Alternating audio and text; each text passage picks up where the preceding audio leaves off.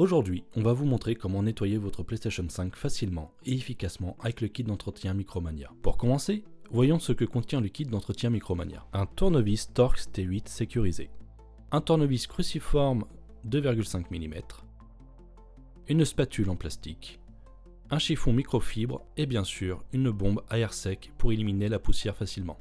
D'abord, débranchez entièrement votre console en retirant tous les câbles.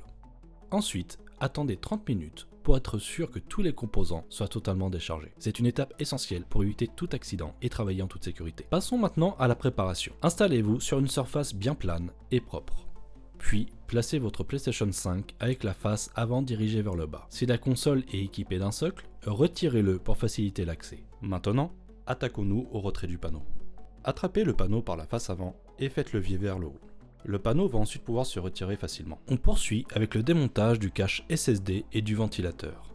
Munissez-vous du tournevis cruciforme pour retirer la vis qui maintient le cache SSD. Puis, soulevez délicatement le cache pour l'enlever. Celui-ci dissimule le câble d'alimentation du ventilateur.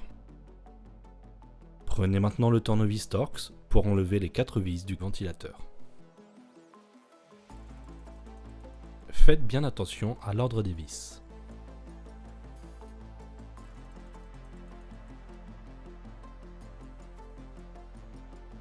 Attention, pour débrancher le connecteur, maintenez-le fermement par la base en veillant à ne jamais tirer sur les câbles, puis basculez-le de gauche à droite pour plus de facilité. Une fois débranché, le ventilateur peut être retiré complètement.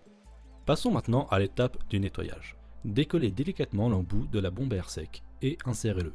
Pour le ventilateur, commencez par bloquer les pales avec votre main pour éviter qu'elles ne tournent quand vous utilisez la bombe à air sec. Soufflez ensuite dans les différentes ouvertures pour déloger la poussière, sans oublier les zones de ventilation de la console.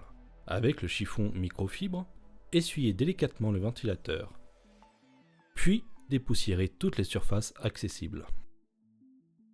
Le nettoyage étant terminé, on peut maintenant s'occuper du remontage. Replacez délicatement le ventilateur dans son logement en veillant à aligner son câble avec le connecteur de la carte mère. Rebranchez-le doucement jusqu'à entendre un petit clic, cela signifie qu'il est bien fixé.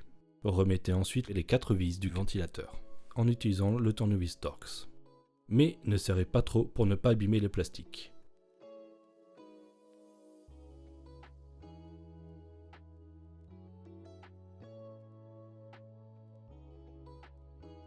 Réinstallez le cache noir qui protège le connecteur.